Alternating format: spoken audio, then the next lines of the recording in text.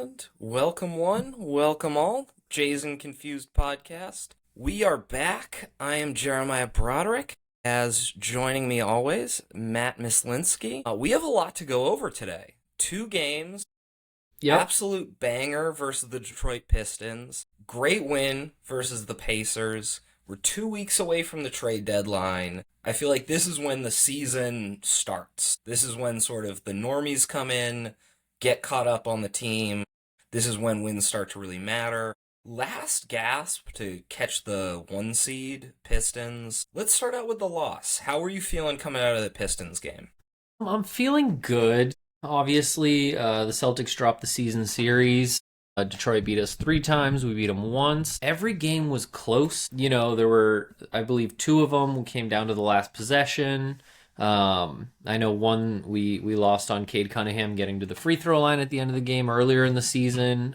This one, Jaylen Brown just missed a buzzer beater with like 2 seconds left. It really felt like, again, I came into the season a little bit skeptical of Detroit. They've really shown me some stuff. Cade Cunningham is a bona fide star, and that team is really impressive. But I came out of those games being like, yeah, they're the 1 seed. They were very close games, and we still don't have Jason Tatum. I think it's going to be a hell of a playoff series. I think that they were all 4 of them this year were very physical games. Watching our defense try to adjust. Obviously, they have a lot more size than we do. And again, like coming up on this All-Star break and the trade deadline, it feels like this Celtics team is not done in terms of like construction, whether that just means Jason Tatum coming back or adding some depth at the big man position. We've also seen Luka Garza come back into the rotation in the past month and really shine. So it would have been great to pick up that win on what would have been Tuesday, Monday, but it was a good game. Every one of those games has been fun. Every one of those games has been a game where I have gotten my enjoyment dollars out of it. Absolutely. The one thing I will say, especially at the start of that Pistons game, the officiating was brutal. Yeah, nobody likes to talk about the officiating, and I'm not even bringing this up in a way. I don't think it cost the Celtics the game, because I think the officiating was what it was on both sides. I have an idea. I think the league office should institute a rule where if both teams say before a game, we want playoff fouls, then they just call it like a playoff game.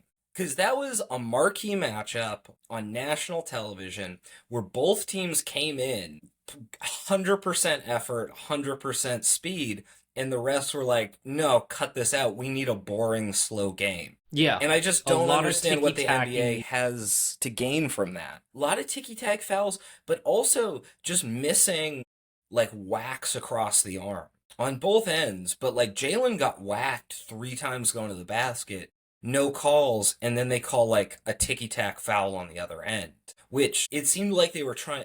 The announcer said they kept trying to calm the game down to like de-escalate, but it seemed like the refs were escalating it, where they would miss a call and then call something ticky-tack, which is going to like anger guys. It's going to rile players up. Yeah.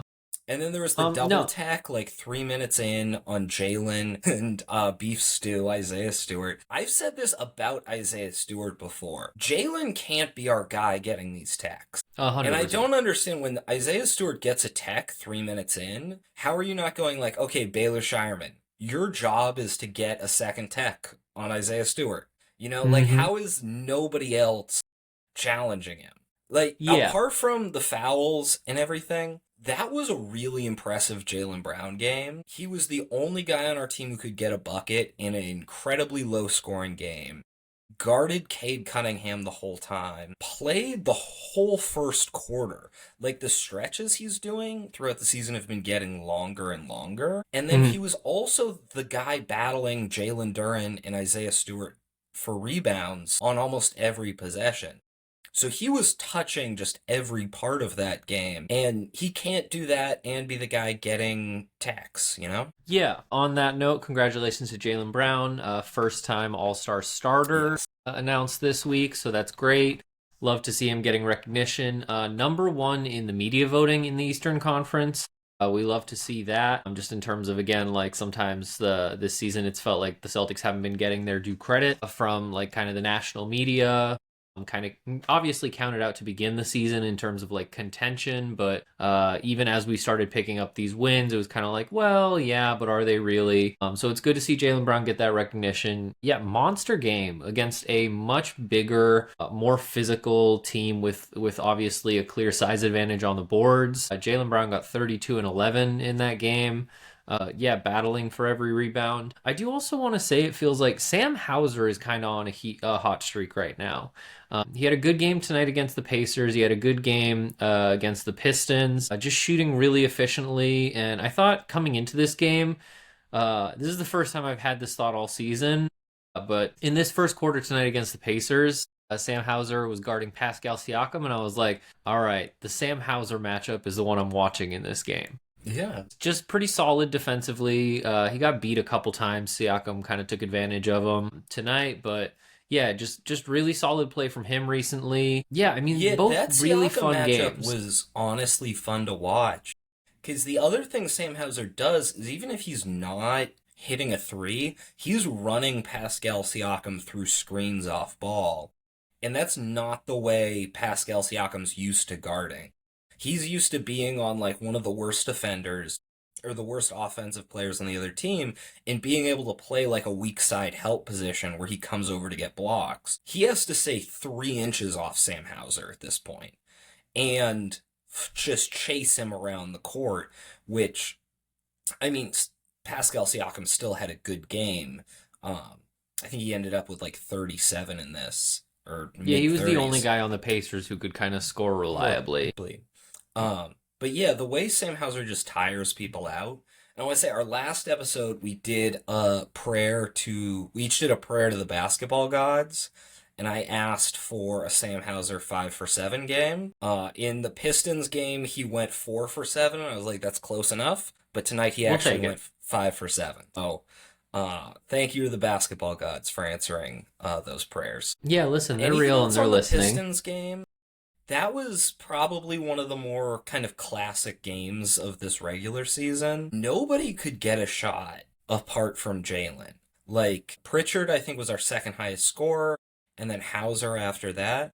A lot of that was like off ball stuff. Pritchard maybe got 2 mid-rangers. Are you at all concerned that when these games get into like a playoff type atmosphere against a really talented defense and it slows down, a lot of our ball creators don't seem to be able to get the shots they're used to?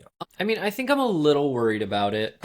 I think I'm a little bit buoyed by the fact that there are other like kind of mitigating factors in certain ways. Like Detroit, again, we've talked about, has a much more like imposing kind of physical presence. We did beat them on the boards, beat them in defensive rebounds, offensive rebounds, total rebounds. So it feels like we've kind of figured out ways to, as a team, kind of like certain weaknesses of like, hey, we don't have as much size, but Jalen is going to go battle for 11 rebounds, and like this guy will pick up 6, and this Luka guy will pick up Garza 4. has figured something out. The Yes. difference between Luka Garza the first 2 weeks of the season and Luka Garza the last 2 weeks has just been night and day, especially on the defensive glass. Yeah, I think he looks incredibly comfortable. He's playing hard, he's running the floor well. But I think in terms of what you were asking about kind of like ball handlers struggling to like create for themselves, I mean, I think Pritchard had like a fairly efficient game. Yeah, he was 5 of 8, got 17 points. We were able to get to the line decently, which I think is big when we're playing a team that has like that size advantage. Is finding ways to get to the free throw line is big. My bigger thing is Derek White, who has been, I believe, is like third in plus minus in the NBA over the past month or so. So he's making a huge impact, and he's obviously helping us win games every minute that he's on the floor. Right now, the basket seems to have a lid on it exclusively for Derek White. You saw some of that frustration come out in today's game. First quarter, second quarter, there were just a lot of like layups where he got to the free throw line a couple times in a row, but you could tell he was just pissed that he was blowing these layups, and getting the fouls and scoring some points and adding to his stats there. But you could tell he was just like, I just want to see one go in. And we talked about in our last episode, kind of, or it might have been the one before, is Derek White like, is this just who he is right now? In terms of obviously this isn't impacting his ability to help us win games, but the lack of efficiency there, the kind of discomfort with which he seems to be creating his own shot, or at least, I mean, he's getting decent looks when he's creating for himself. It's just right now they're not going in, and it seems like it's been a little bit of a trend this whole season. He just recently lost the record that he had set for most consecutive games with a three-pointer made by a Celtic. He was at like 77 games in a row, and he's lost a couple.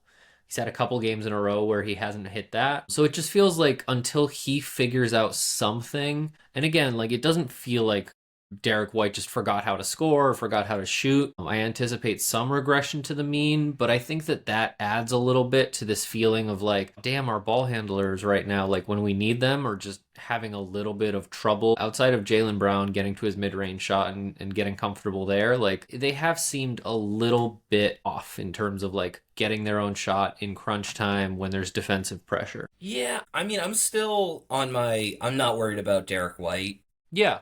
I'm hodling my Derek White stock. The one thing I'll say that is sad about this, and Derek White is still like playing the right way every night. He's helping us win games even when his shot isn't falling. Is that I don't know if you saw this, but he got removed from Zach Lowe's All-Star ballot. That would mess my shot up Which for is, sure. yeah, I would be messed up by that. And it really speaks to that this was supposed to be Derek White's All-Star year. Like, if Yeah. you told me at the beginning of the season that the Celtics are going to be the 2 seed halfway through the year, I'd be like, oh, Derek White's an all-star, Peyton Pritchard's borderline all-star, those guys are just killing it. And that really hasn't been what it's from. And once Jason Tatum's back, I just don't know that Derek White's ever going to be good enough as the third option, or this team's ever going to win enough games to get 3 all-stars in. So it is kind of disappointing. Like last year, there was kind of this fringe, nerdy basketball. Like it was like a I know ball take to be like Derek White's an all-star. Um, and it would have been really fun if he was able to get, 5 more shots this year and go from averaging 16 to 21 and, get a reserve spot in the All-Star game.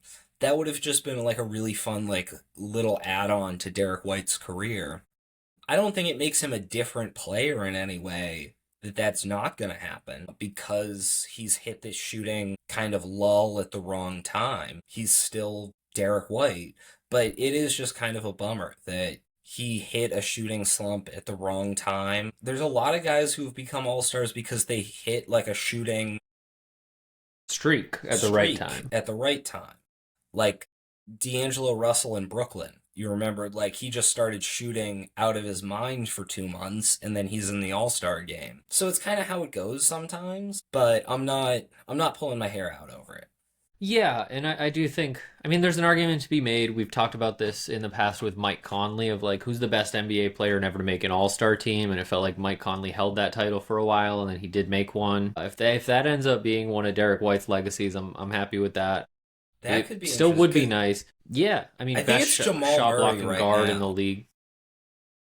But Jamal Murray has never made an All-Star game. He's gonna make it this year though. So they're gonna have to find a new guy. And I think Derek White could be a good candidate for that. Yeah. Like there's still we could see, anything could happen. Maybe he still makes it on the team as a reserve somewhere. But you need a lot of people to get injured, I think, for him to get in there. Even in the East. I mean, the coaches pick the reserves, right? I don't even know anymore. They've been changing stuff around. But I feel like a coach loves a Derek White in the NBA. Like, again, just the way that he's impacted winning. He's still a solid distributor. In terms of Peyton Pritchard, I saw. Yeah. Like, there's also a universe where Derek White just starts, like, really pounding the ball and trying to get his offense going and takes away from the team, but that also hasn't happened. Yeah, I mean, even tonight, like you could tell he was trying to get himself going. We were running actions for him. He was taking shots. He was being aggressive early, and it just still wasn't falling. And it didn't feel like anything he was doing was out of the flow of the offense. It didn't feel like he was forcing stuff. It just felt like you could tell he was trying to get himself going. And I don't think it impacted the team negatively at all. I think, if anything, his aggressiveness, especially in that first quarter tonight against Indianapolis. We did a very good job in that first quarter of putting foul pressure on them early, getting to the free throw line. I want to say we took like 9 or more free throws in that first quarter. Jalen had a bunch of them. Derek White had some of them. And I think that really set the tone for on a night where like our shooting was good, but not phenomenal. I think getting to the free throw line early and establishing that kind of offensive rhythm, again, like on a night where his shot just wasn't falling, because lately the shots just haven't been falling, he proved why he's so important, not only to our defense, but to our offense, by finding ways to score, by still distributing the ball, by playing within the flow of the offense. And I think, if anything, like Derek White not making the All-Star team this year is as much a testament to the way that this team has succeeded, which has really been more than any team that I can remember in recent history, has just been like a next man up, like who's got it tonight. Obviously, Jaylen Brown has been the leader, and Peyton Pritchard and Derek White have been contributing in different games. One of them will go off for 18, 20, 30, whatever. Anthony Simons has had some good games, but it has been like, all right, tonight Jordan Walsh is going to win us this game. There's going to be a game where Ugo Gonzalez is the difference maker. There's going to be Luca Garza games. And I think that this just has been a team that will just get wins out of a single guy every night, and we just have had so many of those guys, which is great in terms of our depth, in terms of like building a new core, as we've lost so many rotational pieces in the offseason, but has hurt the chances for an individual player like Derek White, who's been slumping a little bit, to kind of make his case in the league. Yeah. Yeah, I mean, the value we're getting out of a lot of those guys is insane. Like, the amount of dudes on minimum or near minimum contracts that the Celtics team has that are contributing at a like starter or near starter level has been the biggest surprise of the year. I think I don't entirely agree that it's like a next man up, because the man is Jalen. And if Jalen went down for an extended period, I don't think we could have a next man up where we just keep having like a new guy lead the offense like that. We've been kind of Yeah, lucky in terms of definitely. injuries. And that is one of the reasons I'm a little concerned about when we go up against these high leverage, high talent teams, that they are kind of able to slow everybody but Jalen down. And our offense this year has relied a lot more on isolation creation than in past years, Mhm. where we would have these kind of movement offenses going, where if we get into a playoff series, I just don't entirely know that anybody other than Jaylen Brown is going to be able to create a shot.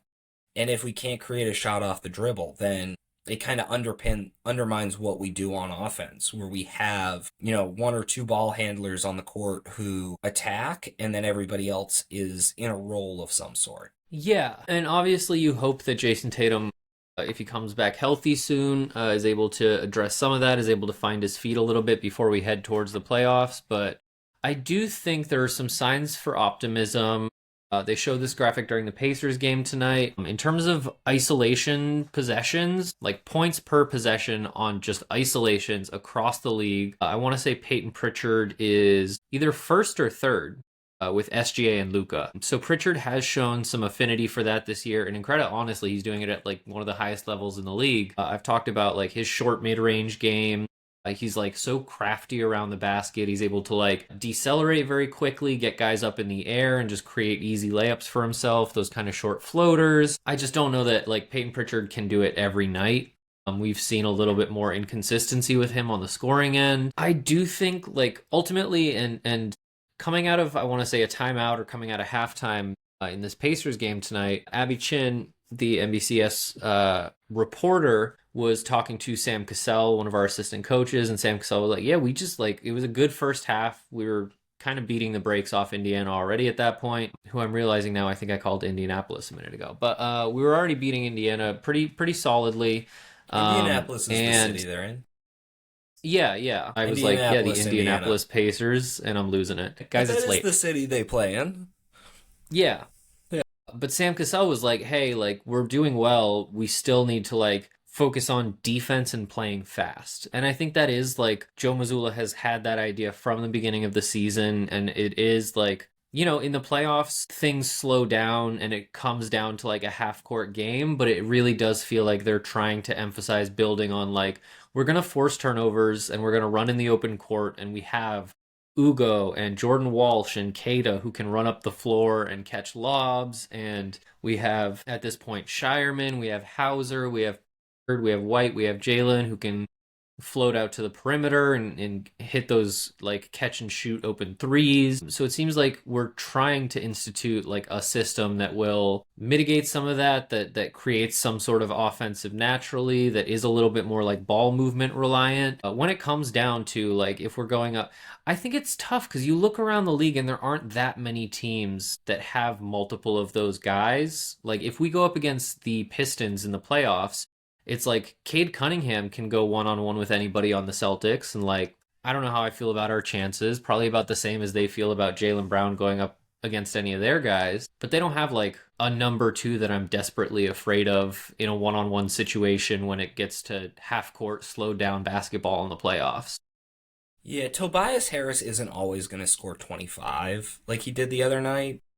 Yeah. And when he does, the Pistons are kind of unbeatable. I saw a stat where when Tobias Harris scores over 20 for the Pistons, they're undefeated. When he scores over 10 points, they're like 14-4. And when he scores under 10 points, they're 10-6.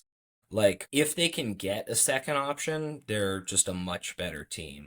I think the pace conversation is interesting because that was something we heard a lot at Media Day and have heard a lot from Joe Mazzulla is like we want this to be a high pace offense. And so far this year we're bottom of the league in pace. And Mm-hmm. I think it's a difference between how like the pace stat measures where it's like just the number of times you're up and down the court and how fast your possessions are.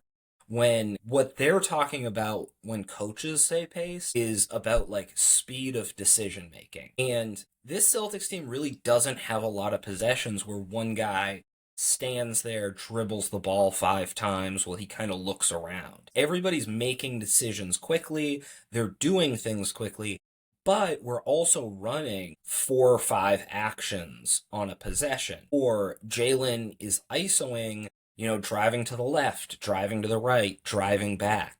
That we're not doing possessions very fast, but we are trying to speed up that decision making process and move the ball quickly. Yeah, and I think that's a big part of it that has also come a long way just within the season is we're seeing guys get more comfortable making those decisions who have found bigger roles on this team, whether that be Jordan Walsh, Ugo Gonzalez. Baylor Shireman had a very nice like hot Baylor potato Shireman's touch pass. no dip threes. His no dip threes have been big. Like we're seeing these kind of role players who we came into the season being like these guys are absolute question marks or like bottom of the like back of the bench guys who have come in, established a role, and it seems like now again you talked about how like trade season is coming up, the All-Star break is coming up. This is when like the season starts. I feel like they've been loading up this first half of the season and just like playing their way through games, figuring out how to fit into this, figuring out for some of them how to fit into an NBA offense and defense in general. And it feels like they are just getting more confident in terms of again making those quick decisions. I think Jordan Walsh is one of the guys that I always am going to have my eye on in terms of like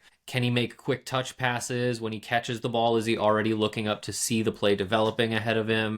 Again, I thought Baylor Shireman has shown a lot of growth in that area. Ugo, obviously, I would love to be seeing play 30 minutes a game just to watch him develop in that regard. But yeah, we just have a lot of guys. And like, again, Luka Garza coming in and like reestablishing his role, which has changed from the beginning of the season when he was getting probably like equivalent playing time before it seemed like he took like a hiatus from the rotation. But you see him putting more of an emphasis on, again, the defensive rebounding. You see him like finding ways to keep balls alive, just like playing better defense. And so it feels like these role guys are kind of finding their roles in a way that will enable us to play with a little bit again, not necessarily that we're going to be running up and down the floor faster, but that we're going to be making better decisions when we're making plays up there. And that's definitely something we've seen Joe coach as the season's gone on.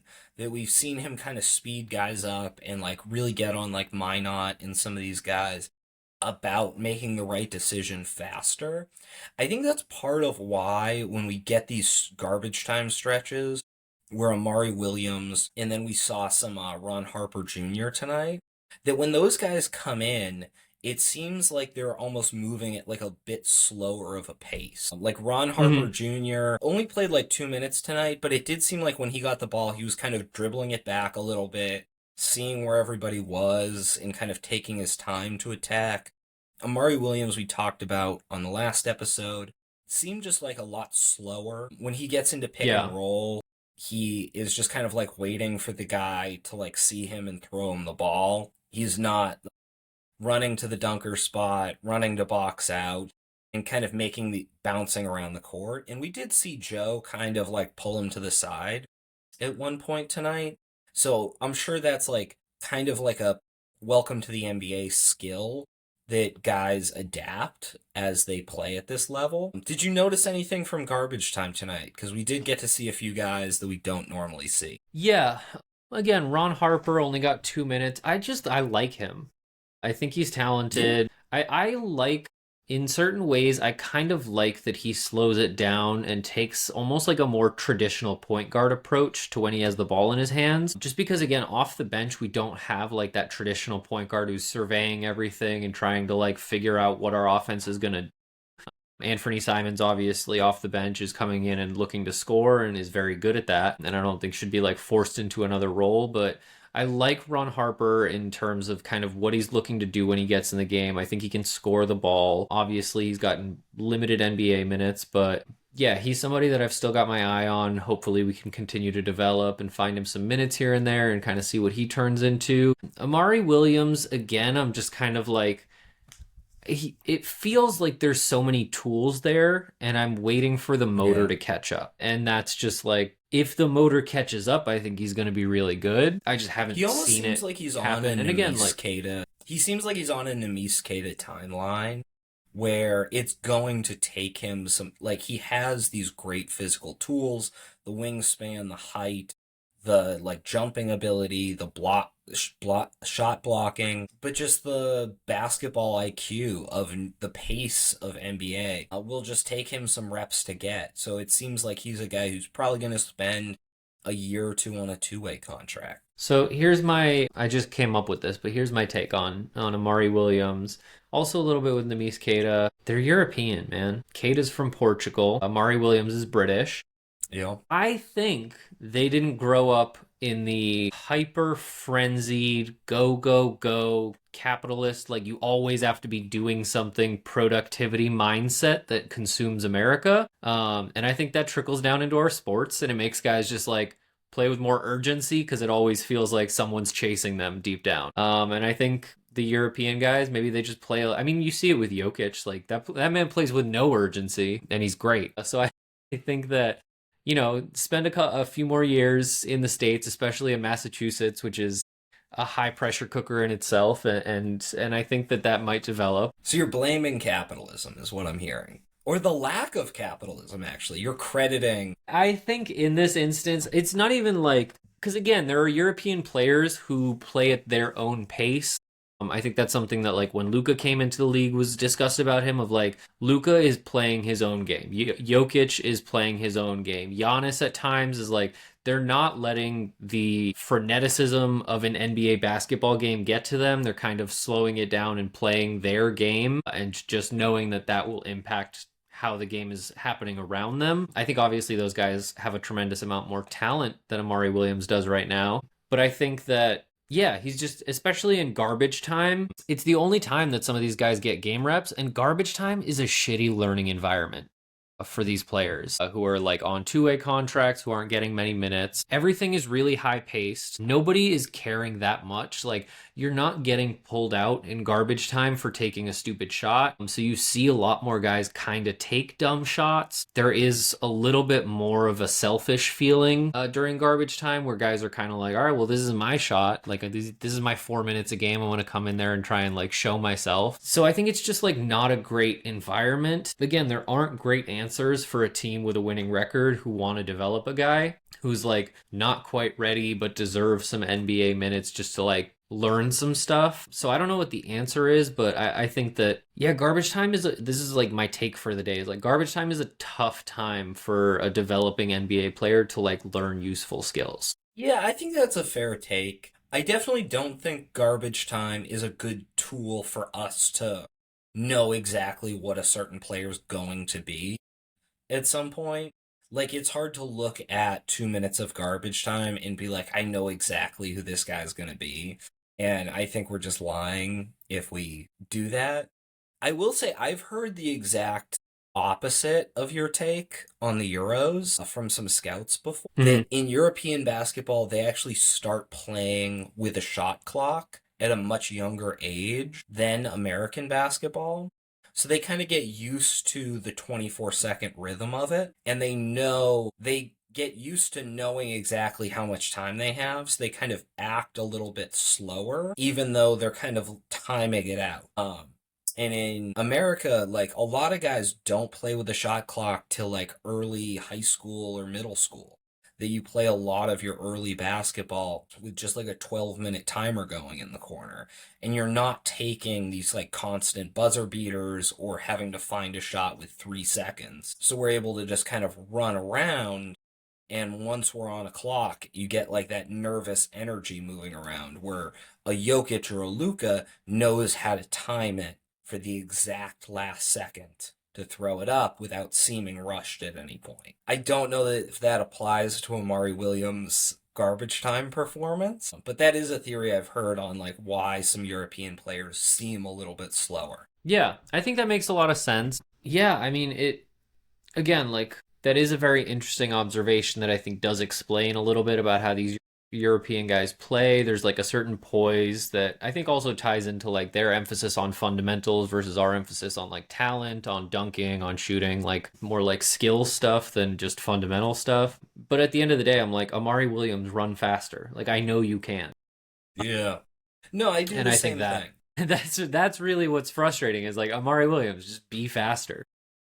Just Yeah, and I think that yeah, I think that like there will come a, like again he's still very young, just got drafted.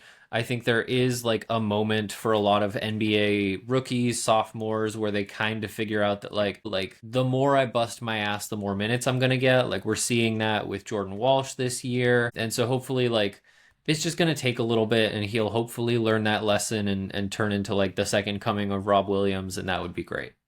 Um, but yeah. until then, Amari Williams, just be a little faster. We can only hope. I think that's all for these two games. I don't have a ton on the indie game. It was a game we should have won, and we did. Yeah, it was just So a that was beatdown. nice. Yeah. It was just a beatdown. It seemed like they're finding some young guys for next year, but they're definitely in sort of a tank mode at this point, and we're the second seed in the East. Real I know quick on the you've Pacers prepared game. yeah. I like this Indiana team. I like Nemhard.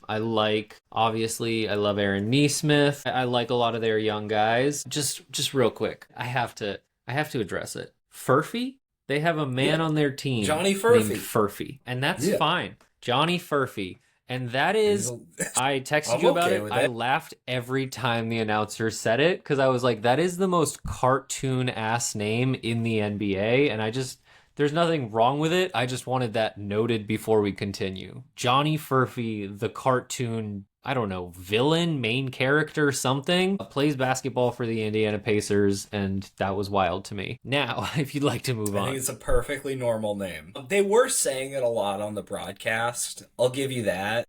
They were saying it so Like much. every time Furphy touched the ball, they were like, and Furphy with the rebound. So it's a fun Yeah, name to say.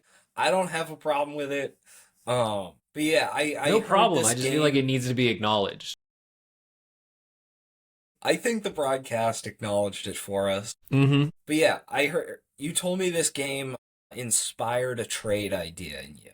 So we're 2 weeks from the deadline. We'll probably do at least one trade idea an episode until then. Okay. So let's see what you got. Yeah. So I was watching this game, And I was watching a guy who's been in the league for many years on many teams. We've played many times back when he was in Philly, especially. TJ McConnell is just like good. Like he's just a good He's good basketball player. basketball. And he's good in a way that we don't have right now. Where we were talking about kind of like uh no, we're very good in a whole bunch of Can, ways, but we don't have a TJ McConnell type on the Celtics team at the wait, moment. wait, wait, wait. Pritch, please? Peyton Pritchard Sorry, is a that different was really player bad, but than I TJ needed to say McConnell. that.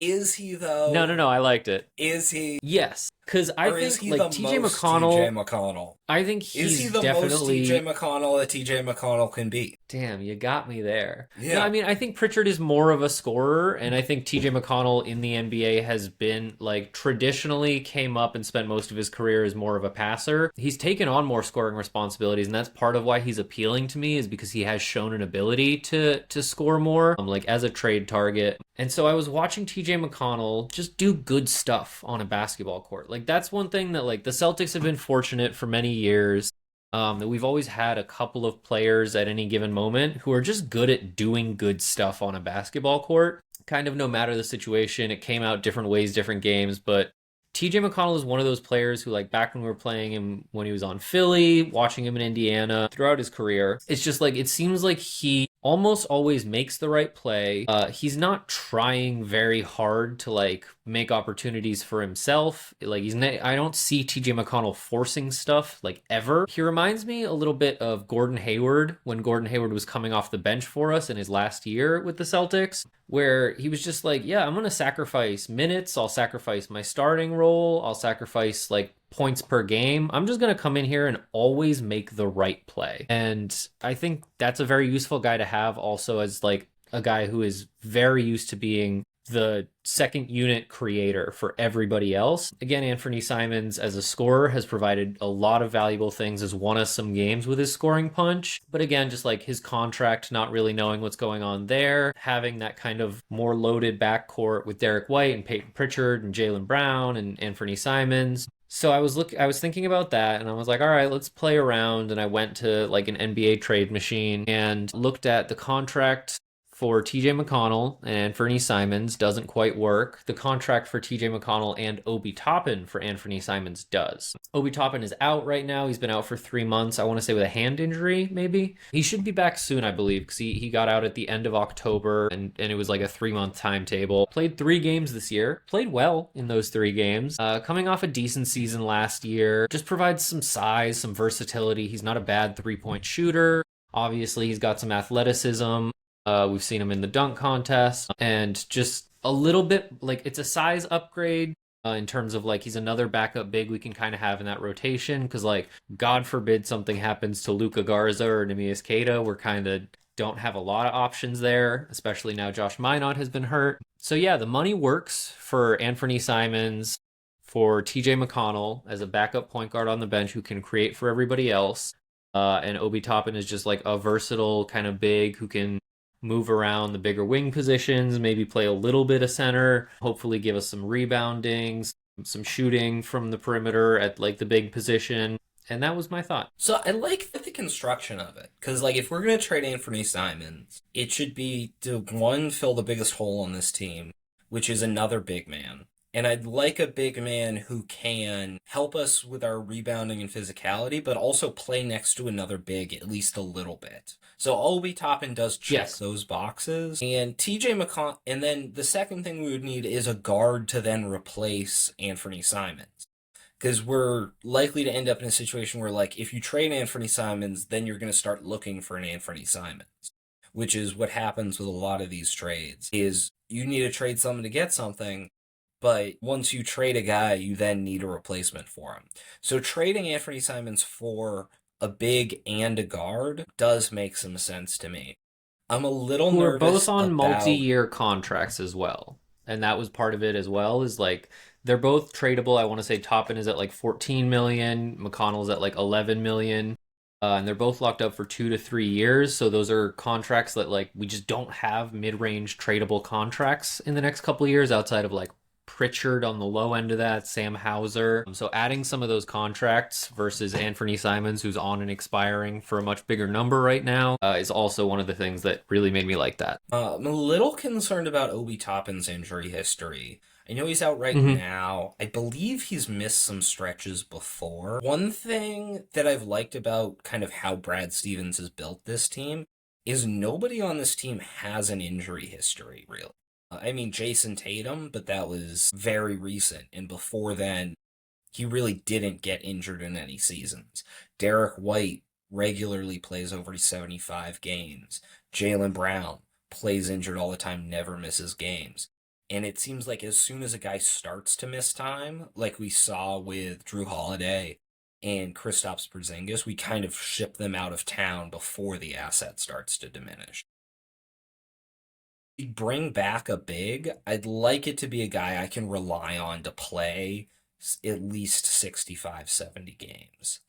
TJ McConnell, I really do like as a player. I think he brings a lot as like a backup point guard who can transform like a bunch of guys who probably aren't superstars, a bench full of guys you don't really know's name into like a completely net negative stretch of time for you. Like he can run an offense, he can pump energy into a defense and just keep you as like a stable basketball team. I do worry about lineups with him and Pritchard in them. The big difference between TJ McConnell and Peyton Pritchard to me is Peyton Pritchard shooting.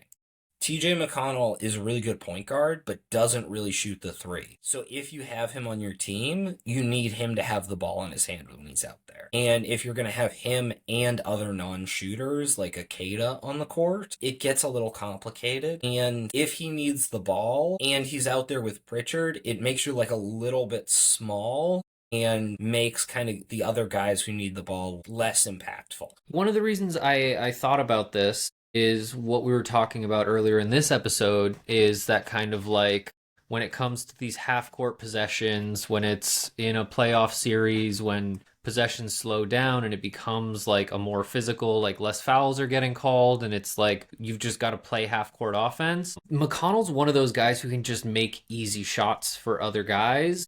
And right now, like we have a lot of yeah. So I hear you. I think there are a couple ways that TJ McConnell actually helps Peyton Pritchard. I think he takes some defensive, like I haven't even mentioned, like TJ McConnell is an incredibly scrappy defender who can take some like point of attack responsibilities off if there's no like Jordan Walsh or Ugo in the game. Can take some of that off of Derek White, but also Peyton Pritchard. But I think when they're sharing the floor together, part of it is I think Peyton Pritchard is very effective with the ball in his hands. I think even tonight in the Pacers game, we saw like he's a deadly off-ball shooter as well.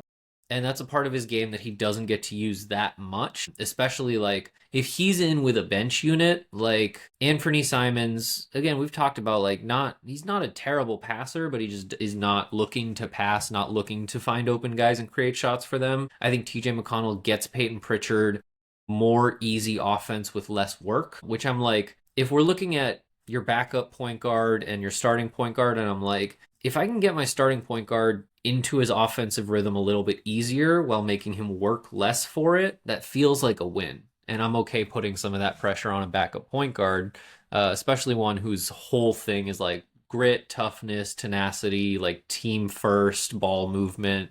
I think those all kind of fit into how the Celtics have always kind of liked to play in the past decade at least and beyond. So I yeah. will say it would be fun.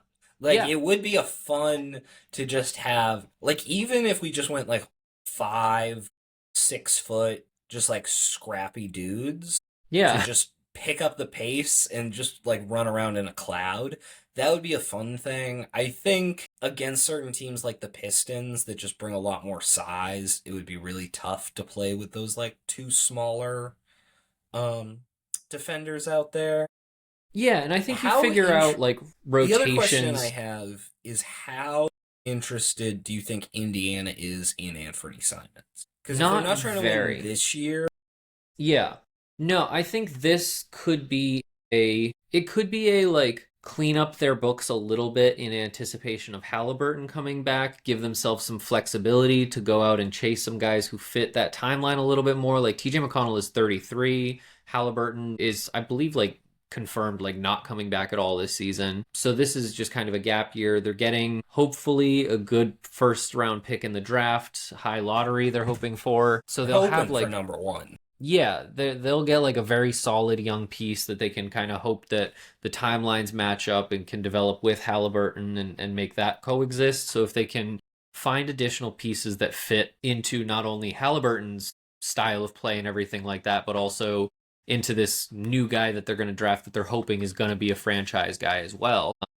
So I think it gives them the opportunity to retool a little bit. I also think there is opportunities here for a 3-team deal if they want to just collect more assets, more draft capital, whatever, and send Anthony Simons to a team. Like there are teams out there who just kind of need a scoring punch, who need a backup point guard presence. Like I think of Golden State just lost Jimmy Butler. I think of Minnesota, who are just kind of have been looking for a backup point guard. So I think there are teams that have kind of a need for that, who would be able to like facilitate that, who would be interested, especially in an expiring where they're not committing to long-term money. They can renegotiate with him after the season. So I think there's an opportunity to do a 3-team deal that kind of works for everybody, where the Celtics get those two guys and kind of shore up their bench big, their bench a point guard without making a huge splashy move or sacrificing a ton of assets. Maybe a first round pick is going out either to Indiana or to a third team. But I think there are third teams out there who would look at Anthony Simons and be able to give something up, especially if like if we're making the salaries work, the other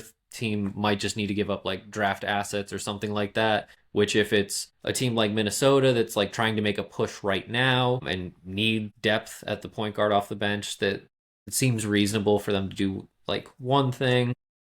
Another team that could work is on Mass Live this week. Brian Robb wrote a piece about some leaks that have come out of the Clippers organization. Well, hear No, me no, out. no. I'm just Hear me out. you hate to see an organization with leaks. I wouldn't know because I'm a Celtics fan, but it must be tough. Yeah, as we've said a few times, the Celtics almost never leak what they're going to do. Some organizations, the Clippers being one, leak like a bucket full of holes. Like, you kind of know what they're going to do, you know what they're thinking. But what the piece was saying was that they do intend on keeping Zubats, which is kind of a bummer. That they think with Kawhi and James Harden both healthy and playing like they have been, that they can compete with any team in a 7-game series. So they'll probably make the play in and try to be a spoiler come playoff time. That what they're looking for at the deadline is a guard to replace the production they thought they were going to get from Chris Paul and Bradley Beal. They had signed both those guys thinking that they would have kind of another ball handler, and right now it's just James Harden. The piece said that they were looking at Anthony Simons, Kobe White, and Colin Sexton as kind of their main targets for this deadline. Once you realize like we're not going to get Zubats from them, the number of trade possibilities is kind of low. They have Bogdan Bogdanovic, who is making $16 million a year. He hasn't played much this year with a hamstring issue, 33 years old. You also have like a 36 or 37-year-old Brook Lopez, Derek Jones Jr. Like, you can kind of mix and match some of the contracts to make the money work, but I'm not entirely sure what I want from them in assets. The one other option would just be a swap for John Collins. I don't even know if they would want that since he's played pretty well for them this year. Yeah. But I as a want to third team, they could throw the money to Indiana with some sort of asset. Yeah. No, I think that would also be a solid partner. I also push back on the idea that like I worked in politics for a couple years. I worked on a couple campaigns. I worked in some like a congressional office. Like leaks do not mean what they mean. And I That's true. think like in my mind, like Brian Robb came out with this and are like the Clippers said that they are not moving Zubac. I'm like, cool. Of course they're gonna say that. Now their asking price can go up by another first round pick because they're adamant that they're not moving him, which really just means like, no, make me a better offer.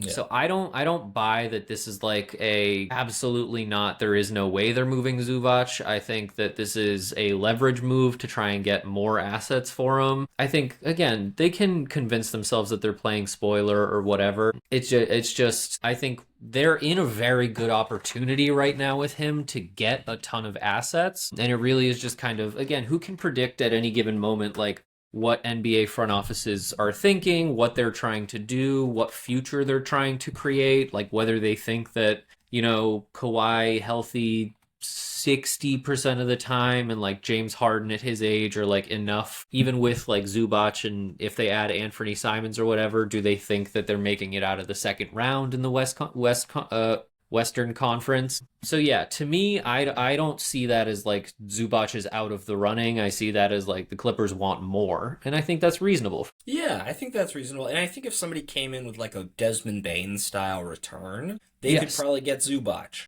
I think that's what it's That's going to just take. not a. Yeah, but from a Celtics perspective, we just don't have that number of picks to trade. We have the number of picks that, like, if they're like, okay, we're trading Zubac now, we could be in the conversation for that. But I don't think we have like a come in and blow them away offer. Yeah, especially like if that report is they're looking at these guys. I think Kobe White is more gettable in some ways than I Anthony think Colin Simons. Sexton. Oh yeah, Colin Yeah. Sexton's probably the most gettable, followed by Kobe White, followed by Anthony Simons. Yeah, and it's also like if they're looking to get those guys, I mean, all of those guys are younger, guys that you can kind of build around moving forward, not as like foundational pieces, but like as core guys, core role players, starting point guards, whatever. But are you like, if you're bringing in Anthony Simons, like this is kind of where the math makes sense for us to trade Simons for Zubac. Obviously, the Clippers would need more assets. If they're trading away Zubac, why do they want Anthony Simons? Like, is Anthony Simons a move to compete or a move to build? Like, is their intention we're going to re-sign him and start trying to get younger and more athletic and more I versatile? think he would only be a move to compete. Yeah. I mean, he's And so 26, so it's not so like he's you're not, 22. yeah, you're Yeah. not trading Zubac if you're looking to compete, and I think that's where the contradiction is. And again, it would need Yeah, to be like a hell exactly. of a draft package, and so I'm not putting That's any why of I'm my, saying I don't think I think Anthony Simons to the Clippers would only be if they're not trading Zubac. yeah. And for a package of like other guys, John Collins is good. I don't know if it's a straight up him for Anthony Simons. That's actually kind of a tough question. So hear me out. Is it crazy that I'm like, listen, we got Luca Garza. Why do we need John? I think they could play together. I John think they Collins could, is but starting at the it's like, four. am I giving He's up like a ball handler who's that important to our scoring yeah. for just like another big because we need a big? Like I I think it wouldn't would come do. down to who we thought we could re-sign for what number in the offseason, which I just don't know. Like if we thought we could re-sign John Collins or Anthony Simons to like a $35 million 3-year deal in the offseason, then probably that's the guy we would go for. And if the other one we know we couldn't re-sign, we would go for the one we could. But John Collins, he's shooting 43% from three this year, still like a solid rebounder. Playing next to Zoo, his rebounds have been down a little, but that's to be expected. A guy who can play either big spot and just kind of like a solid rotation player. Not definitely not the exciting trade like a Zubac would be. Yeah, I think it just goes back to what you were talking about earlier of like we would trade Anthony Simons for John Collins. We've upgraded at the big position. Cool. We now need to go find Anthony Yeah, Simons. Yeah. Simons. So that's where, Exactly. yeah. There's a few teams like that around the league that I just don't understand kind of where they're going or coming from right now. We tend to see Cotton this a Eye lot Joe. like, yes, Where the are they Cotton going? Eye Where did Joe they go? teams. Yes. That's the name of this segment, guys. This is the Cotton Eye Joe team segment, as we have just decided. Let's talk Warriors, because they were a team that we were almost 100% sure was going to make a move at the deadline. Minga had asked out. As soon as he signed that extension, everybody was like, this is just a tradable contract. They're going to trade him the second they can. And he put in a trade kicker. So like he knew he Yeah. was going to get got. Yeah. Everyone knew he was getting traded. Just as we're leading up to the trade deadline where he was supposed to get moved, Jimmy Butler goes down. I know Steve Kerr said he would welcome him back into the rotation, which That's is a kind of a crazy wild thing. thing. That's a for Steve crazy Kerr thing to for a say. coach to say. Is there any chance that this like reunion works out with No, Kuminga? no, Just a hard no. He kind of plays the same position as Jimmy Butler, where he's no. like I not a big think spacer, bully ball guy. so. Here's the thing: is I think the fit on the Warriors for Kuminga has always been there, and that's part of the problem. I think Kuminga has deserved to be playing more minutes on that team. I want to say he's like the third leading scorer. He might be their leading rebounder, and he like doesn't play.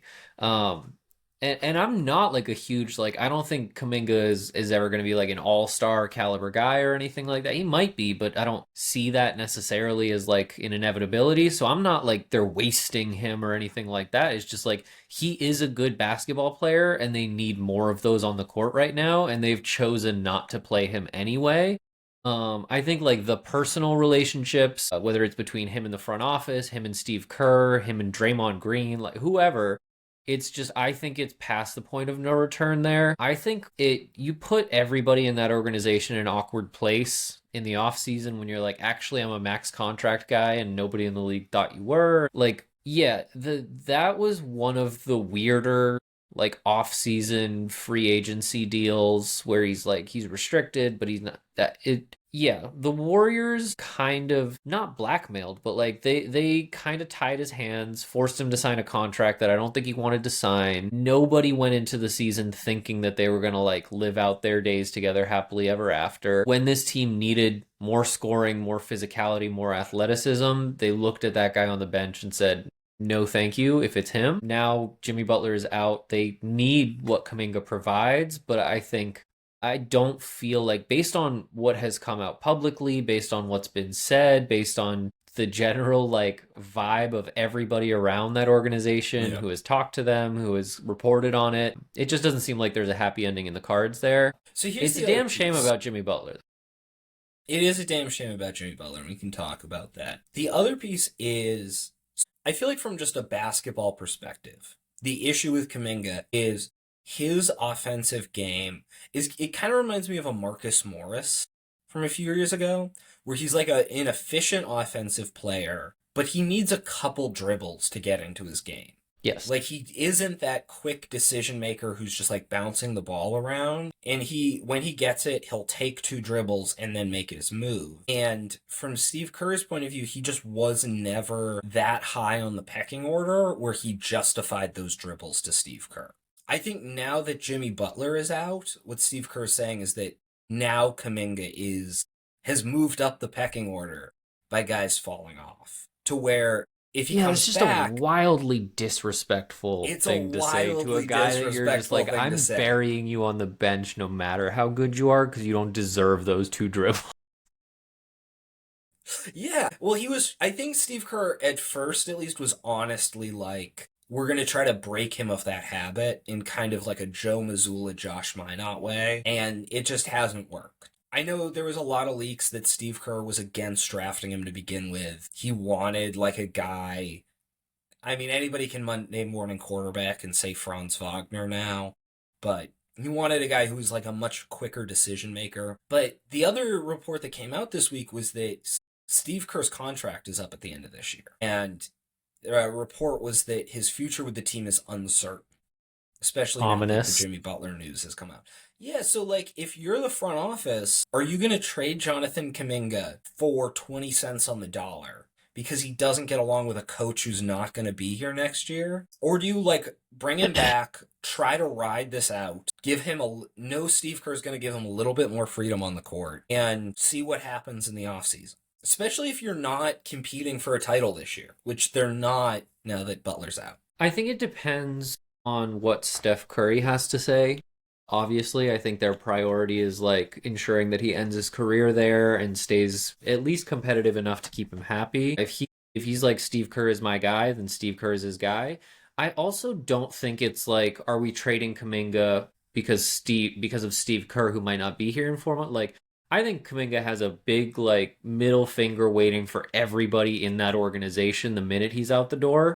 Him and Joe Lacob have always had a weird relationship. Yeah, I think it's also like the team dynamics. Like his own teammates have kind of given him the cold shoulder in a way that Bit. like it's Draymond just Green has. yeah, if Steve Kerr leaves, like I don't know, Do they then trade Draymond because of that? Like, it's difficult to predict. There are a lot of variables in Golden State. I could see it It being just like a seems like real. everything would have to break right for him to be able to, like, it feels like a lot of bridges have been burned and rebuilding them would take like every single thing going right. And if I'm the Warriors organization, I'm like, me personally, I would be like, I want a peaceful environment where like Steph can kind of, we'll take input from him, we'll ask him what we can do, like kind of how the Bucks have been doing with Giannis for years of like, who do you want that we can reasonably go get? We'll go get them. Like, what do you want? If we lose Steve Kerr, who do you want as a head coach? That kind of a thing. I just don't need the noise that Jonathan Kuminga in that organization is always kind of going to carry around with him. Yeah, I mean, I think with or without Jonathan Kuminga, this headed for the end. Steph Curry's 37. Like, that's towards the end of your basketball life. He's still playing amazing, but this team has just run out of assets to build around him.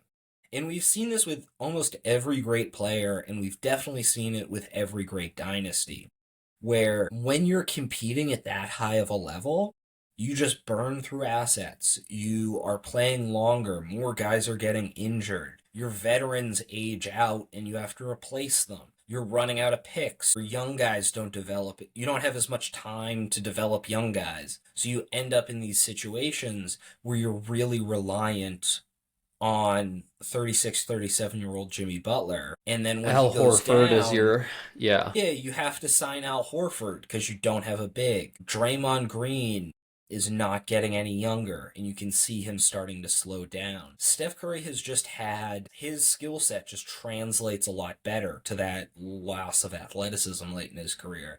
And I find it weird, like, hearing people, especially online, start to, like, blame Steve Kerr or blame Joe Lacob for this stuff. Because you can definitely point to, like, individual decisions they've made, especially around the draft. But they've kept this championship window open longer than maybe any other team has. It's starting 2015 to 2026. That's a decade where they won it in 2022, they won it in 2015. Like, they've just been in contention for over a decade now. And they've made a lot of smart moves to retool this roster on the fly throughout that. And this is probably just the end of it. And I think if Steph Curry wants to stay with one team, he can, but he won't be competing for championships. And if he really wants to, he would have to sign somewhere else. Yeah. And that's a decision for him to make. Like, I think it would be awesome if he stayed with Golden State. I think it would be awesome if he tried to, I don't know, team up with somebody. Yeah, I hope he ends his career there. I think that I love those guys who stay with one team their whole career. I think that's a dying breed in the NBA. Part of it is also like, want Jaylen Brown and Jason Tatum to be those guys. And like, I think that in order to keep those guys around, we need more examples of them from like the generation just before them for them to be like, oh, well, he did it. Like, I know Tatum's a huge Kobe fan. You can look at Kobe and be like, damn, he stayed with one team his whole career. And I think Steph, especially for like this new generation coming up, was an inspiration for a lot of guys coming into the league. You're seeing it in play styles, like kids on the playground. Everybody wants to be like Steph Curry. I love the message and the story if he ends his career there. He just seems like he has a lot of basketball to give, and I'd like to see him where he can play basketball and be happy. And if that's Golden State, that's awesome. Yeah, 100%. And like, I was thinking about it watching the Indiana Celtics game tonight. For some reason, I was just like, damn, Steph Curry's really like 4-2 in the finals. Like he's had, I mean, it's tough to say he's underrated, but like his career has been monumentally Yeah. successful. Yeah, however that goes, I think it's a fair point. I don't know how much blame Steve Kerr should get for any of this. I think like the Warriors have made some mistakes over the years. I think that James Wiseman, either the pick itself or how they chose to develop him, like something I went think he wrong just there. got injured. Like, James Wiseman looked really good in stretches for them. I think sometimes guys get injured. Like, that was a really Yeah. tough one and one you can look back on. I think if they take LaMelo Ball too, it's like he's LaMelo stuck. Ball's injured all the time as well. Like, Yeah, like it kind of goes similarly because he's injured all the time and they have guys that play that position. yeah. So, like, if when they drafted him, he would have come off the bench. Like, you can definitely go through that draft and pick guys Denny Yeah, you can Advia would have always worked. do like the Monday But morning quarterback. You can be like, hey, what if it's Franz Wagner instead of Kaminga? Like, whatever. yeah, At the end of the day, like, things play out how they play out. And as much as everybody wants to pretend to, like, you can't anticipate everything, it always looks like an obvious decision looking back. I think the one thing that maybe you could, like, really say Steve Kerr should be held accountable for is, like, does this dynasty last longer if he does it last longer or does it completely fall apart if he figures out how to trying to figure out like a good way to put this yeah, neutralize the more negative aspects of Draymond Green. I think if Steve Kerr, like, he built a culture, he built a dynasty, he deserves every one of those championships he won. If he has a tighter grasp on the culture of the team, if Draymond isn't such like the voice for that team in certain ways, does Kevin Durant stay for longer? Like, there are just things along the way that like ultimately are not Steve Kerr's fault, but I think you can see people make an argument of like, well, he stood there while Draymond chased away Kevin Durant and Jordan Poole and all these guys, and like again, that's all like the Monday morning counter argument to quarterbacking. that is going to be the 2022 finals. Because a Yeah, lot of those 100%. arguments were 2018, 2019, 2020, 2021 was all the years where it was like, somebody needs to get Draymond under control. He chased away Kevin Durant. You can't just let him like freak out and yell in people's faces. You can't let him get all these technicals. You need to get Draymond in line.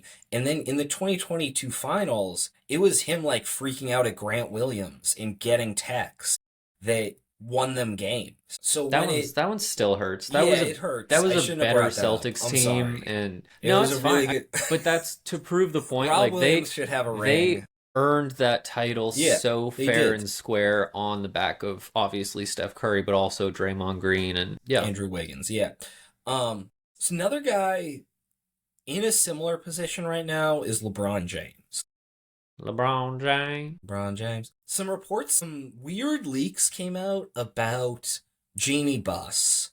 Originally, it was that she said in 2022, she floated the idea of the front office in 2022 that the Lakers should trade LeBron to the Clippers. Then a report came out that she had said privately that she felt LeBron wasn't grateful for them drafting Bronny. And a few other reports came out of just like things she said kind of passive aggressive about LeBron. She came out publicly and said that it was a shame that LeBron was getting dragged into her family drama. So it seems like she's suggesting somebody else in the Buss family is kind of leaking these things to mess with her, which is very on brand for the Busses.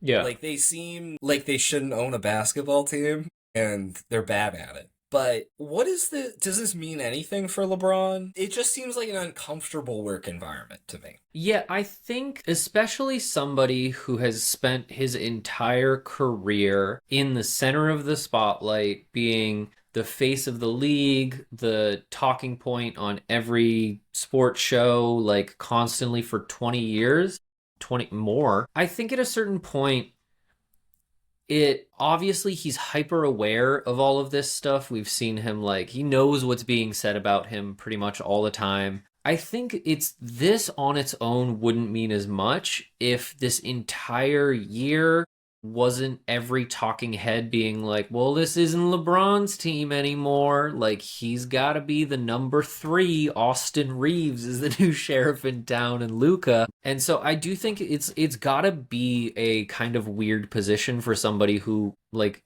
the NBA was LeBron James's for 20 years. Like, he It was didn't a win every simpler title, time. he didn't win every MVP, but like LeBron James was the face of the league, was the best player in the league, was, and so like all at once it feels like kind of overnight. And I think part of this can almost be not blamed, but like can be attributed to like the emergence of Austin Reeves in those games where LeBron was out. And I know how you feel about Austin Reeves. I'm just saying he scored a I lot of just. points in some games, Yeah. and everybody on TV was like, LeBron needs to be the third fiddle. And I think that on top of this, on top of his contract is up at the end of this year, like it's got to be a weird position to be in. I don't know how personally he takes it. I don't know if he has like that close of a relationship with Genie Bus, with ownership. I think obviously there's kind of like theatrics when he first signed in LA, and back then it was like Magic Johnson was always Yeah. around, and like there's always like LA ownership has always been a little bit weird. I don't know behind the scenes how much LeBron actually cares about them, interacts with them on a daily basis, any of that stuff. I think for him, it is just like it's another fucking person just talking shit at a time when it doesn't feel like he deserves it. Like he hasn't been playing poorly, and everybody's like, "You're not the guy anymore. Like, go sit down." He's still like throwing down tomahawks and putting up good And numbers. knowing what spots to attack. Like, you can kind of nitpick and say he's not playing defense, where he does take some possessions off. I think the biggest difference to me between this situation and where Steph Curry is right now is that the Lakers are good. Like, they're tied for the 4 seed in the West right now and have had a bunch of injuries and are finally getting healthy. They also have a ton of, like, movable contracts where if you can put those together and get like another defensive player in there, that could really help them. I think this stuff with Genie Bus is just a situation similar to the Warriors where nobody expected it to go on this long. Like, when did LeBron sign with the Lakers? That had to have been in like 2019, 2018. 2018, 2019. Yeah, Yeah. so it's been like 7 or 8 years. And I don't think when they signed that contract, they thought they were signing up for an 8, 9, 10 year LeBron stretch. And when you have like a 9, 10 year stretch where there's pressure to put draft assets on the table for trades every year, when there's pressure to win every year, you burn out your franchise. And I think they're struggling with the fact that they've kind of been burning out their franchise, and Luca just like dropped into their lap like manna from heaven last year. So they kind of wish they still had all those picks they traded away, but they don't. So they kind of need to figure out how to now just immediately go into building around Luca. But what it comes down to is like they're the 4 seed. They could easily creep up to the 3, 2 seed and be in the mix. And if you get into a playoff series where you have LeBron James, Luka Doncic, and a bunch of good role players, you're not going to tell LeBron James he can't win that series. Especially if he's coming in healthy and has been taking time off and resting all season. He just Yeah. knows how to win basketball games, you know? There are a few things to me as confusing in this world as people who like their joy in life, like what they live, breathe, like want to die for, is just to talk shit about one of the greatest players to ever pick up a basketball, and will use any Are you example, talking any about like me and Austin Reeves right now? Because I I will be am. mad. I am. Yeah, I'm so sorry. No, I mean it's bizarre. It's like a fetish for people to hate on LeBron James. I don't get it. I don't understand the like level of cognitive dissonance you need to be like, actually he's not even a top 10 player. Like they're outside of their mind, and that's fine. I wish them the best and seeking psychiatric help and all of that, but I don't understand the people who like are looking for reasons to root against him, to like say that he's failing before he is, to like the Lakers are really good and LeBron James is really good at basketball. It should be enough that you're like, hey, maybe LeBron James and the Lakers will be really good at basketball this year. I don't know how any of this is impacting him or his, like we were talking about it before. This is the most checked out I've ever seen him. Yeah. I saw like a reporter asked him questions about the All-Star game, and he's like, "Man, I don't even want to like I want to be at home." I think he is getting like to that age where like he's tired, he's getting beat up, he's like dealing with injuries that he's never dealt with in his career, and he's been doing this a long time. Yeah. I don't blame him. I do think it seems like he has more in the tank just by the way that he's playing this year. We're still seeing like he's throwing down tomahawk dunks. Like LeBron James can still play elite level basketball. Maybe not every possession of every single game, but what are you going to expect? Like Luka Doncic doesn't play his best a lot of games too. Like that dude takes a lot of possessions off on And defense. he's like 15 years younger. Yeah. So yeah, I don't know what he's gonna So I do think I think the moving question is forward past this year. the If it's gonna be past this year is the retirement, question. Lakers, or another team are kind of the only three routes that I see kind of available. If So he I signs a think minimum, I will take him on the Celtics. All right. I'm torn because I've also loved LeBron um, for a while, and I'd like him to have a good end to his career. Yes. I think a lot of people talk about him like going back to Cleveland Hmm. as like a retirement tour into his career, and they're Also, gonna just need to like make be around a changes good this young offseason. team. Yeah. Yeah, well, we'll see what happens this offseason because they're probably gonna need to move guys around. But I can see it going two ways if he goes back there. There's a bad way where it's like what happened with Chris Paul and the Clippers, where he goes back for his retirement tour. They're like, awesome, you're a guy we need. You had a position we need. You're going to lead the young guys and retire with the team you're most associated with. And And then then he he throws a gets there. Halloween party and nobody shows up. Yeah, he gets there, and a few weeks into the season, they're like, who's this guy in the locker room who's telling us what to do? We don't like that. And then, I mean, Chris Paul got cut. Like, if it goes bad, it can go bad. I could also see it going like Tom Brady when he went to the Bucks at the end of his career, where if you can find the right situation where they just need like a leader to step in who's not the best at his position anymore, but has won so many times that he can kind of bring a young crew with him, then it could work really well. But a lot of it depends on the situation and kind of where LeBron James is. Um, I think part of it is also like there's been this whole thing of the whole world, it feels like some days, is screaming at LeBron that he needs to like stand down and not be the guy anymore. And he needs to be okay with Luca being the guy and everything. And we're forgetting that like for years and years, going back half a decade at this point, there were plenty of stories about like LeBron James is begging for somebody to take over from him. He wanted Anthony Davis to be that guy. he He saw wanted Anthony Kyrie to Davis. be that guy. Yet he was like, I don't want to have to carry this all anymore. Like, I will be a number two. And that's been his, even like Yeah, on the court, that's his play style his whole life. He's he's always going to make accepted the it. right pass. Yeah, so it's not, I don't understand where this like LeBron needs to be okay being number two or number three. And it's like, LeBron's been okay with that. You still have to like show him some respect because he's better than basketball at everybody but a handful of people in the world. I mean, in the playoffs 2 years ago, he just let Austin Reeves close all the games. Yeah. Because he was So like, yeah, I'll make the right plays off ball. This guy can run a pick and roll. Like, he's not like a egotistical, like, I need to be on the ball type player, which is part of the yeah, reason his career's been able to go on this long. he made the right pass to win a game instead of chasing the 10 Yeah. point record that he'd had for what like 16 years or more or something like that, and everybody was like, yeah, that narcissistic son of a bitch. I was just like, I don't get it, I really don't. Yeah. So I yeah, the do Lakers are hope an interesting one.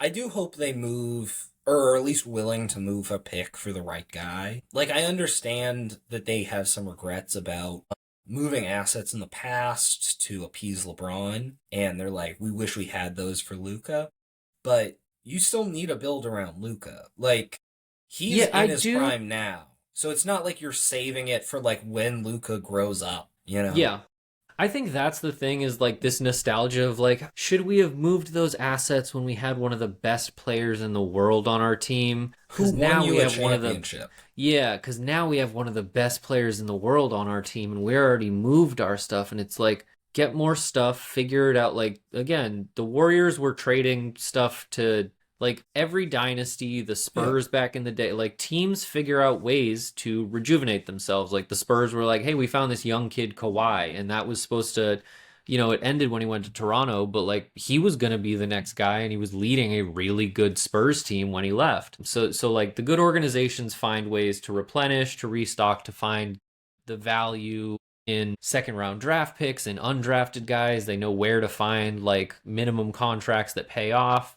So yeah, don't complain about it. Go be a good organization. Not, and this is a little bit spiteful as a Celtics fan, but like you guys have enough shit in the world handed to you on a silver What? platter. Stop complaining because you have to be an organization for once. Like, figure it out. Brad Stevens had nothing to work with this year, and we're second in the East. Suck on that. Like, what's good? Let's end this Yeah, on a fun that was note. that was a little hot. Yeah, I'm Not sorry that about that that. wasn't a fun note. We can end this on a fun, spiteful note. I know we both watched the New York Knicks collapse to the Dallas Mavericks. They are at 2-9 since Marty Supreme came out. hmm I don't know how much effect that had. I I like to think we think a can see lot. the effect. Jalen Brunson calls a players only meeting midway through a game, which I've never seen before. The That's body wild. language of that team is rough. He was clearly looking around like, there's a problem here. We need to talk this over. And waved the They, coaches away and was like, we need to talk away from you. A report came out that some people in the front office were upset with who's the coach of the Knicks right now? Mike Brown. He hugged Draymond Green after a game where Draymond Green had been hard fouling Cat. I guess some people in the team didn't like that. Dolan, in an interview just before they went 2-9, came out and said, "We will make it to we need to make it to the finals, and we should win when we get there." So Mhm. his expectations seem to be that they're going to be finals contenders. What's going on? And please let us meet them in a playoff series. Yes, God, please. I want the Because Knicks. I want all that New York smoke. We're gonna I turn him hope, into we're gonna turn him into chopped cheese. It's not even gonna be close. That has mentally degraded into a pile of mush. Jalen Brunson is not a fraud. He's a good basketball player, but he's a fraud. Just in terms of where he's been hyped up to be. I here's the just thing. I don't want them to lose too many games because you because don't I want him don't. in the first round.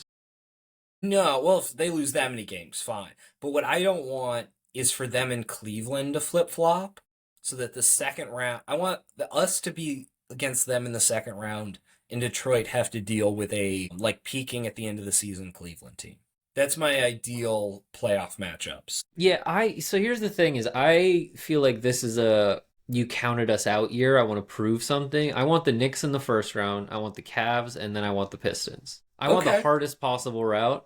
I mean, right now we are statistically better than all of those teams except Detroit, and we have Jason Tatum coming back. So like, yeah, the Knicks are just falling apart. I think I saw something it might have been, I want to say it was like Patrick Ewing or J.R. Smith or like a bunch of like New York Knicks guys got together and were all like, yeah, man, like Knicks legends. And they were all Yeah. like, the vibes are not fucking great. No, I don't fully understand it because they have the talent to be winning more games than they are. It's great for me. I enjoyed every minute of watching them in that Dallas game. I like watching them creep further and further away from us in the standings as we continue dominating the 2 seed. They just should be better than this. It is weird. The players only meeting, like it seems like there's some kind of cultural thing. I think Jalen Brunson waving the coaches away, it's situational, right? Where I think there are some times in some teams and some cultures where like there have been times where Draymond waved Steve Kerr away, and I'm like, that was the right move. There have been Yeah. times when LeBron waved a coach away, and I'm like, that was the right move. There was also times where I feel like This might have. Kyrie might have waved like Brad Stevens away, and I'd be like, that guy's Yeah. fucking crazy. I don't even think this was a bad move by Jalen Brunson necessarily, but I think it's a Yeah. bad situation when Jalen Brunson needs to do that. And that it doesn't work. I Yeah. think that's also part of it is like At again, least you were Jalen talking about Brunson's just like trying. the body language of it. Yeah, and I think he is like the leader of that team and he's trying to take on that responsibility and I think that's great. I think Karl Anthony Towns, I don't know. I've always been a Karl Anthony Towns fan. He's just bad right now. He's really, really bad right now. This is one of the worst versions of Cat that we've seen in years. And again, it's weird that like this was supposed to be like such a vibes team, such a culture team. Like it was all the Villanova guys back together and they were all hanging out outside of games and practices and everything. It's difficult to understand what exactly is the problem outside of like they look disconnected, they're not playing very good basketball. A lot of it is Towns. I did see something that they're open to exploring trades for Karl Anthony Towns. I don't know what they're looking for because again, I think they have great pieces in New York And that's kind of like, I'm being a little cheeky, but like I am relishing this because like they should be a phenomenal basketball team with the guys that they have, and they're just not. And like that's working out great for the Celtics. But I mean, there are so many guys on that team that I would love to have on my team. Like Josh Hart is a great basketball player. Jalen Brunson obviously is an elite guard in this league. Like Bridges, that like it's just they have a really good team, and I don't know how you fix it just feels like a culture that is the culture is like we're losers. And that's weird for a team that like last year had really like puffed up chests because they Yeah. beat like an injured Boston team and whatever. I think a lot of it comes down to just the number of guys they have that can create. Like Karl Anthony Towns is used to averaging 25. Now he's averaging 20. OG Anunoby left the Raptors because he said he wanted to take on a more of a creation role. Mikal Bridges was the man with the Brooklyn, and they gave up 5 first rounders for him. And all those guys have had to take a back seat.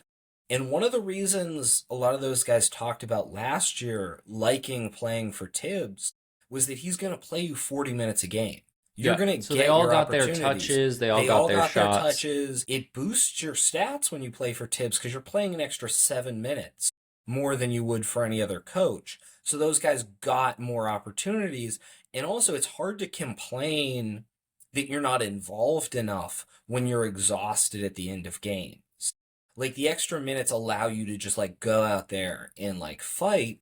Now they're in like a much more normal rotation, which you can say it's the smart thing and they're going to avoid injuries and be fresher for the playoffs, but you're getting Landry Shamet out there to get shots, who's been fine, and Gershon Yabusele is out there, and he's Every been minute those bad. guys are But out these there, it's guys have like had to take more of a step back this year, and none of them are really happy. None of them were all that happy with their role last year, and now they're getting asked to take an extra step back this year. So it's just kind of like the mood's down, and I don't know exactly how you fix that. yeah, and I think they've kind of backed themselves into a corner, which is like, this is a weird and perverse way of doing it. They've backed themselves into a corner by having too much talent and too much depth, where like, cool, you can go trade Karl Anthony Towns. Ideally, for like culture wise and vibes and the rest of the team's buy in, you're bringing in someone who's going to take on a lesser role so that everybody else can get the touches and the shots they want. So are you trading Towns for a lesser player? Are you trading him for picks? Like, what are you doing? Like, they need to consolidate somehow, and it's difficult to find out how they do that without just creating the same problem again of like, we traded Towns, we got someone good for Yeah. him. That good guy now needs shots and touches, so like you guys are gonna stay how you were, and it's like that's not. It's a weird situations like this, and it is fascinating. And I'm not gonna brag, but I'm gonna brag because the Okay. Boston Celtics had 5 borderline all-stars on a starting lineup all at the same time.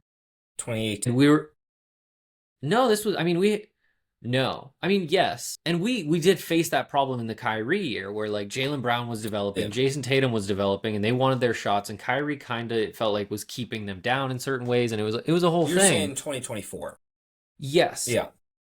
Where it's like we have like borderline all-star Derek White, all-star Jaylen Brown, all-star Jason Tatum, borderline all-star Drew Holiday, borderline all-star Kristaps Porzingis, Al Horford still kicking ass, maybe not borderline all-star that year, but like we had all these guys, and it's not that we built it organically, because like Drew Holiday was a transplant, like Kristaps Porzingis was a transplant, like we traded for those guys. Even Derek White, he had been here a little bit longer, but he wasn't like originally like brought up in that organization. It's just the culture was different, and maybe it was just Joe, but every single one of them. And it's also, I think that a lot of those guys were older, whereas these are all young guys still. None of them have won a ring. All of them are still trying to prove themselves, make their own name, make their next big contract, everything like that. But I think it is telling the difference level in buy-in, the difference level in. We're seeing Jaylen Brown now is a top whatever MVP candidate. He was taking a back seat to Jason Tatum like not long ago. His points were down 5+ points per game. And he, I'm sure, knew that he was capable of what he's doing right now the whole time. And he was like, no, I want to go win a championship. and you weren't seeing this kind of infighting. You weren't seeing like it just really is like I think a cultural problem. I think Mike Brown's a fine coach. Yeah. I don't fully understand why they fired Tibbs. Yeah, it's just they have to essentially like find a way to flip the entire culture of their players and their approach to playing time, playing opportunities. And that's a tough thing to do in the middle of a season. It's a really tough thing to do in the middle of the season. And I think part of it's just that this team is built with all that shot creation. Like the 2024 Celtics had 5 borderline All-Stars, but Drew Holiday got to the All-Star team most recently in Milwaukee, mainly because of his defense and his ability to play off of Giannis. So, like, getting guys that contribute at an all-star level, but not purely shot creation, is really important if you're trying to build just an amazing team. Like, if they swapped Karl Anthony Towns for a center who's at his talent level, but provided a lot of that value in terms of defense or passing, like a Bam Adebayo, you could see this team working so much better. There'd be so many more shots to go around. Their defense would improve. The ball movement would improve.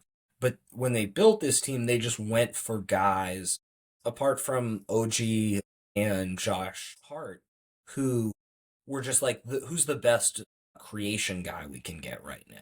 And Yeah, a lot Josh of Hart teams is do that. perfect for this Yeah. type of team. OG would be perfect for this type of team and can be perfect for this type of team, but again, like left Toronto because he didn't want to do what they He's kind of been their need him to second. do. Well, the thing is with OG is like he's been their second best player. But then when Towns comes back, you ask him to take a back seat for a guy who's playing worse than him and is a worse defender. You're going to go stand in the corner so he can kick Dwight Powell in the nuts and foul out. And get kicked in the nuts. I was watching that live at the bar with one of my The double bartenders. crotch kick. The double crotch That kick. was I was crazy. laughing so hard. Yeah. We can end it on double crotch kick. The one thing Double crotch kick. double crotch kick. Thanks for listening.